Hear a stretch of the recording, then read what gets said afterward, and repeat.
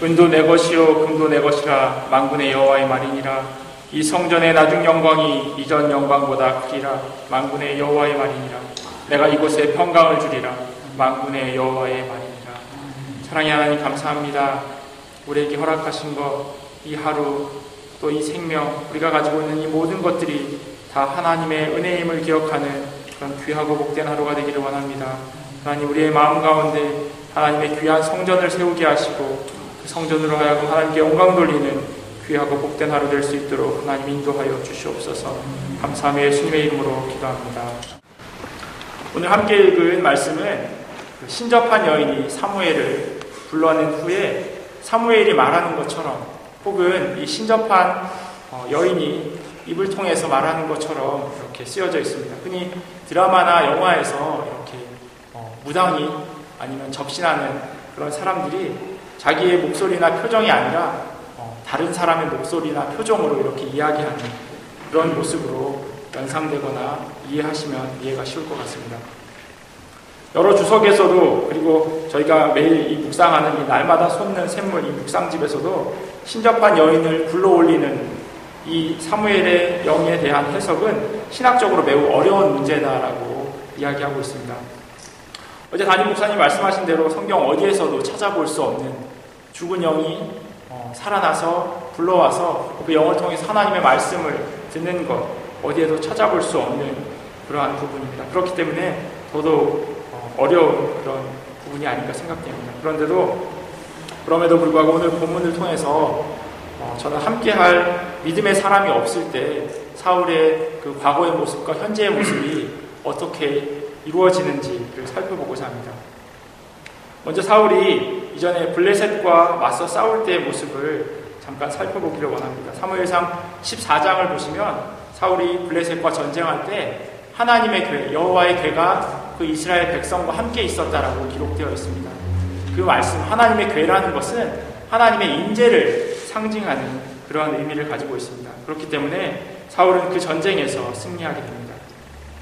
사울은 기쁨에 잠겼습니다. 그리고 그날 백성들에게, 이스라엘 군대에게 금식을 선언합니다. 그런데 그 금식 선언하는 그 모습을 어찌된 영문인지 모르겠지만 그의 아들 요나단이 듣지 못하게 됩니다. 그래서 그 아들 요나단이 금식을 선포했음에도 불구하고 꿀을 먹고 맙니다. 하나님께 사울이 이 남은 블레셋 군사들을 쫓아가서 죽입니까? 라고 하는 그런 기도를 하나님께 올렸는데 하나님께 아무런 응답을 받지 못하자 우리 가운데 하나님의 말씀을 어긴 그런 사람이 있다라고 사울이 판단한 다음에 이렇게 이야기합니다. 그 사람이 내 아들 요나단이라고 할지라도 반드시 죽이겠고 내가 하나님의 이름을 두고 맹세한다 라고 이렇게 선언을 합니다. 그런데 그가 그렇게 맹세했음에도 불구하고 그 한 사람, 하나님의 말씀을 어긴 사람이 자기 아들 요나단인 것을 알게 되지만 백성들이 만류함으로 요나단을 그냥 그대로 살려둡니다. 주변에 많은 사람들이 있었지만 이 사울이 하나님과의 그 믿음의 관계, 하나님과 세웠던 그 약속을 지키지 않았을 때 어느 누구 한 사람 그 일에 대해서 나무라지 않고 오히려 하나님의 약속을 어기도록 그 사울에게 이야기했던 것입니다. 이 장면에서 아브라함이 참으로 믿음 있는 사람이구나라는 그런 생각을 제가 다시 한번 해보게 되었습니다. 이 블레셋과의 전쟁 이후에 그 다음 전쟁은 아말렉과의 싸움입니다. 이 전쟁에서도 사울은 승리합니다. 하지만 하나님께서 다 없애라고, 아말렉에 있는 모든 사람들을 다 없애고 그 모든 물질들, 양과 소나 모든 것들을 다 없애라고 분명히 말씀하셨음에도 불구하고 그 아말렉 사람의 왕 아각과 그 백성들은 진멸하지만 좋은 것들, 그 일부는 남겨놓게 됩니다. 이 일로 인해서 하나님께서는 사울을 버리십니다. 하나님께서는 내가 사울을 왕으로 세운 것을 후회한다 라고까지 하나님께서 말씀하십니다. 사울은 사무엘에게 하나님의 말씀, 내가 이제 너를 더 세우지 원하지 않는다라고 하는 그 말씀을 듣고 회개하는 그런 모습을 보이지 않고 자신의 잘못을 핑계로 이렇게 일삼는 그러한 부분을 성경에서 볼 수 있습니다. 사무엘상 15장 15절을 보시면 이렇게 말씀하고 있습니다. 그것은 우리가 아말렉 사람에게서 끌어온 것인데 백성이 당신의 하나님 여호와께 제사하려 하여 양들과 소들 중에서 가장 좋은 것을 남기며 그 위의 것은 우리가 진멸하였나이다. 그때 우리가 너무나도 잘 알고 있는 유명한 말씀, 사무엘이 사울에게 이렇게 이야기합니다. 순종이 제사보다 낫고 듣는 것이 수장의 기름보다 더 낫다라고 하는 그런 말씀을 하게 됩니다. 이렇게 사울은 하나님의 이름을 두고 맹세해 놓고도 그것을 지키지 않았고 또 하나님과 그 하나님의 명령에 순종하지도 않았습니다. 사울의 이러한 모습을 보면서 하나님이 마치 자기가 필요할 때 연락해서 이렇게 필요한 것들을 요구하는, 꼭 AS 센터에 전화하는 것 같은 그런 모습을 제가 보게 되었습니다. 이 북미에는 워런티가 살아있으면 다른 새 물건으로 아니면 리퍼블리시라고 해서 고쳐진 그 물건으로 바꿔주는데, 한국에서 집에서 가전제품을 쓰다가 고장나면 바로 AS 센터에 전화하면 기사가 와서 그 물건을 고쳐주거나 아니면 그걸 들고 가서 고쳐서 다시 가져오는 그런 모습을 흔히 볼 수 있습니다. 그런데 하나님은 우리가 이렇게 도움이 필요할 때 연락하는 그런 AS 센터 같은 그런 것이 아님을 우리는 기억해야 합니다. 하나님 우리와 교제하기를 원하시고 우리와 사랑의 관계를 가지시기를 원하시지, 우리가 필요한 것을 구할 때 그냥 아무렇지도 않게 주기만을 원하시는 그러한 분이 아님을 우리는 잊어서는 안 됩니다. 사울은 그것을 몰랐기에 응답 없는 하나님 대신에 이 신접하는 이 여인에게 찾아가서 사무엘을 불러오는 그런 모습을 보이게 됩니다. 신접한 여인이 불러들인 사무엘이 사울에게 이렇게 묻습니다. 왜 나를 불러서 귀찮게 합니까? 그러자 사울이 이렇게 대답합니다. 나는 심히 다급하니이다. 표준세번역에는 내가 궁지에 몰렸습니다 라고 기록하고 있습니다. 사울이 자신의 처지를 설명하는데, 내가 이렇게 다급해서, 내가 이렇게 궁지에 몰려서 신접해서 죽은 당신을 불러왔습니다라고 자기를 설명합니다. 그런데 사울이 이렇게 그 사무엘을 불러온 이유가 하나님의 응답이 없고 블레셋 군대가 이스라엘 향해서 지금 쳐들어오고 있습니다라고 하는 자기의 그 답답한 그런 상황을 이야기하는 모습으로 오늘 본문에서 볼 수 있습니다. 제가 보기에 사울이 마지막까지 했어야 했던 것은 이 신접한 여인을 찾으러 오는 것이 아니라 끝까지 하나님을 붙들고 있는 그런 갈급함, 매달리는 그런 마음이 있었어야 합니다. 그런데 사울의 그런 모습이 없었을 뿐만 아니라 주변에 어느 누구도 사울로 하여금 더 많이 하나님께 구해라, 하나님을 찾아라라고 하는 그런 조언하는 사람이 없었습니다. 우리는 믿음으로 살아가는 사람들입니다. 사탄이 우는 사자처럼 삼킬 자를 두루 찾아다니는 그러한 시대에 우리가 살고 있습니다. 그렇기 때문에 우리가 가지고 있는 그 믿음으로 이 상황들을 막아낼 수 있는 십자가 군사들로 든든히 서야 합니다. 하지만 사울이 그러하였던 것처럼 우리도 그런 믿음을 보이지 못하며 살아갈 때가 참으로 많이 있습니다. 어떤 목사님이 본인이 설교하시면서 현대 기독교인들의 믿음 없음에 대해서 이런 비유를 사용하시는 것을 들었습니다. 이 믿음이 마치 그 무선 인터넷 와이파이 같다는 그런 말씀을 하셨습니다.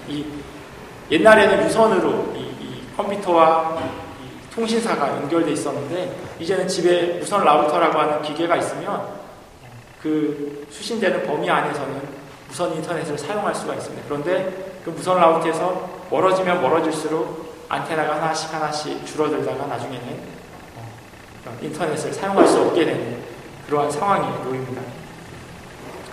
그런데 우리 기독교인들이 교회 안에서, 곧 믿음의 식구들 안에서는 이 와이파이가 잘 살아서 안테나가 많이 4개, 5개까지 다 뜨는데, 교회 밖으로 나가면 나갈수록 언제 그랬냐는 듯이 전혀 이 믿음의 이 주파수를 찾지 못하는 그런 모습을 보인다라고 합니다. 우리에게 있어서 이제는 이 믿음의 와이파이가 아니라 3G, 4G, LTE라고 하는 그런 롱텀 레볼루션이라고 하는 그런 것까지 있어야 하지 않겠냐라고 하는 그런 말씀을 하는 걸 들었습니다. 삼성에 나오는 그 갤럭시 아니면 애플에서 나오는 그 아이폰처럼 우리가 와이파이가 잡히지 않는 어느 곳에 가서라도 인터넷을 접속할 수 있는 것처럼 우리의 그 믿음이 어느 곳에나 이 믿음의 사각지대가 없는 그러한 모습으로 살아야 한다고 하는 그런 말인 것 같습니다. 제가 새벽부터 와이파이니 3G, 4G, LTE라고 하는 그런 좀 생소한 그런 이야기가 나오는 것은 사울의 믿음, 그 모습을 떠올리기를 원하기 때문입니다. 처음에는 하나님이 자기를 돕는 것 같아서, 그리고 하나님이 직접적으로 도우셨고, 그렇기 때문에 계속 하나님과의 관계를 계속해서 해나갔는데, 어느 순간 하나님께서 자기의 잘못한 것에 대해서 생각하지 못하고 하나님께서 자기에게 응답하지 않으시는 것을 보고 하나님께서 멀어지고 종국에는 신접하는 여인까지 찾아오는 이런 믿음 없는 처참한 상황에 이른 이 사울의 모습을 우리는 기억해야 합니다. 아까 말씀드렸듯이 믿음은 매달리는 삶이라고 저는 생각합니다. 보이지 않는 믿음을 붙잡는 것, 거기에 믿음의 맛이 있는 것 같습니다. 보이지 않는 것을 향해 달려가는 것, 그것이 바로 믿음, 이 기독교 2000년을 지탱해온 그 믿음의 모습이라고 생각합니다. 이런 신앙인들의 삶을 무너뜨리려고 하는 많은 불화살들이 우리를 향해 날아옵니다. 쉽게 타협하고 선택하고 우리를 자꾸 나약하게 만드는 그러한 모습들을 우리가 보게 됩니다. 보이는 것을 쫓아가게 되고, 그리고 그렇게 하라고 우리에게 많은 사람들이 충고합니다. 사울은 자신의 현실적인 전쟁에서 실패했을 뿐만 아니라 영적인 전쟁에서도 실패하는 모습을 보였습니다. 그것이 진짜 사무엘의 영이던 아니면 신접한 여인의 입을 통해서 가짜로 전해진 그 이야기건 간에 어찌됐건 그 발길을 그곳으로 옮겼던 것, 그것만으로도 사울은 실패한 믿음의 모습입니다. 그가 손에 들어야 할 그 믿음의 방패를 어디에 내팽개쳐줬는지 알 수 없고 그가 그렇게 찾아가는 모습. 하지만 우리는 이 믿음의 방패를 든든히 들고 서 있어야 합니다. 그렇지 않으면 어디에서 날아올지 모르는 그 불화살을 우리가 막아낼 수가 없습니다. 혹시 보셨는지 모르겠는데 제가 저희 아버지도 아주 재밌게 보셨던 그런 영화입니다. 글래디에이터라고 하는 그런 영화입니다. 러셀 크로우라고 하는 그런 유명한 배우가 막시무스라고 하는 배역을 맡아서 아주 열연을 했던 그런 영화입니다. 거기에 한 장면에 이 말씀을 준비하면서 이 방패와 불화살 이런 말씀을 준비하면서 그 장면이 떠올랐는데 어떤 장면이었냐면 원형 경기장에 이 막시무스가 노예로 이제 그 앞에 투사로 서게 됩니다. 그리고 그 주변에도 자기와 똑같은 노예로 끌려온 많은 사람들이 있었습니다. 검투사로서 이제 자기 손에 들려있는 한 허리 정도 되는 네모난 방패 하나, 그리고 칼 한 자루, 이제 그것이 자기의 목숨을 지킬 수 있는 전부였습니다. 이렇게 노예들이 서 있는데 벌벌벌벌 떠는 군중들은 조금씩 이렇게 소리를 내고 거기 서 있는 막시무스가 같이 긴장하고 있는 다른 노예들에게 이렇게 이야기하는 그런 모습을 제가 보았습니다. 대사가 막시무스가 아주 굵은 낮은 목소리로 작게 이렇게 이야기합니다. Whatever comes out this gate. 여기 많은 그 원형 경기장에 있는 많은 문들을 통해서 뭐가 우리에게 오던지 간에 우리가 긴장하지 말아야 한다고 그렇게 이야기하면서 이렇게 얘기합니다. Whatever comes out this gate, we have a better chance of survival if we work together. If we work together. 우리가 만약에 함께 한다면 우리가 살아갈 수 있는 방법, 우리에게 살아갈 수 있는 좋은 방법들이 우리에게 있을 거다라고 하는 그런 이야기를 하게 됩니다. 만약 우리가 힘을 합친다면 살아남을 수 있을 것이다. 좋은 기회로 이 믿음의 전쟁에서 우리가 살아남을 수 있을 것이다 라고 하는 그런 마음으로 제게 다가왔습니다. 그리고 그들은 이 방패를 가지고 둥그렇게 원을 만듭니다. 꼭 거북이가 몸속에 다 자기를 숨긴 것처럼 둥그렇게 만들고 드디어 이제 게이트가 열리는데 로마 군인들이 전차를 끌고 말을 끌고 달려옵니다. 전차의 바퀴에는 한 이만한 그런 창들이 꼽혀 있습니다. 그런데 그 전차가 그 검투사들을 향해서 달려오는데 검투사들이 죽는 게 아니고 반대로 전차가 그 방패에 이렇게 쓰러져서 넘어지는, 그래서 그 전쟁 아닌 전쟁에서 승리하는 모습을 제가 보았습니다. 저는 오늘 말씀에 나온 사울을 보면서 참으로 안타깝다 하는 생각이 들었습니다. 사울 곁에 이렇게 믿음을 지킬 수 있게끔 같이 어울릴 수 있는 그런 믿음의 사람들이 있었다면 어쩌면 사울이 그 신접하는 여인에게 찾아가지 않아도 되지 않았을까라고 하는 그런 생각을 해보았습니다. 함께 할 때 설 수 있습니다. 사람 인자가 두 개의 막대기가 서로 섰을 때 사람 인자라고 하는 그런 글자를 내는 것처럼 교회도 신앙생활도 마찬가지가 아닌가 생각됩니다. 오늘 함께 부른 그 찬송처럼 우리는 십자가 군사들입니다. 그런데 찬송의 후렴에 보면 다른 사람 어찌든지 나 주님의 군사들이라고 하는 그런 가사가 나오는데 저는 성경적이지 않은 그런 가사라고 생각합니다. 다른 사람들을 어떻게 해서든지 간에 같이 끌어와서 함께 설 수 있는, 함께 십자가 군사로 설 수 있는 사람이 예수님이 기뻐하시는 사람이 아닌가 생각됩니다. 함께 든든히 서가는 교회, 거기에 하나님의 은혜가 넘칠 줄 믿습니다. 2013년을 계획하는 그런 때입니다. 아직도 입에 그 2013이라는 단어가 잘 이렇게 와닿지 않고 잘 씹히지 않는데 저희 새생명교회가 함께 든든히 서가기를 원합니다. 혼자 낭망해 있는 그런 지체들 돌볼 줄 알고 혼자 쓰러져 있는 사람들 우리가 함께 일으켜 세워서 둥그렇게 원을 만들어서 다른 어떠한 그 불화살에 우리를 넘어뜨리려고 하는 그런 악한 불화살에서도 우리가 든든히 설 수 있는 그런 귀한 믿음의 공동체, 믿음의 교회 되기를 주님의 이름으로 기도합니다. 기도하겠습니다. 사랑의 하나님 감사합니다. 우리로 하여금 이 험한 세상 가운데서 우리를 넘어뜨리려고 하는 그런 악한 사단의 그런 불화살 가운데서 우리를 믿음으로, 믿음의 방패로 우리를 지켜주시길 간절히 소망합니다. 하나님 2012년을 마무리하고 또 내년을 계획하는 그러한 때에 있습니다. 하나님 올 한 해 하나님 지켜주심을 감사하게 하시고 우리가 받은 은혜, 우리가 받은 그 감사의 제목들 더 많이 헤아려보는 그런 시간 되기를 원합니다. 그리고 하나님 내년을 계획합니다.